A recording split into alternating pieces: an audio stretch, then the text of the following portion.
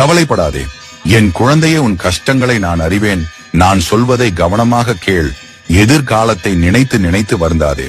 விலை மதிக்க முடியாத உன் நிகழ்காலத்தை இழந்து கொண்டிருக்கிறாய். இந்த நொடி பொழுதே அனுபவித்து வாழ பழகு.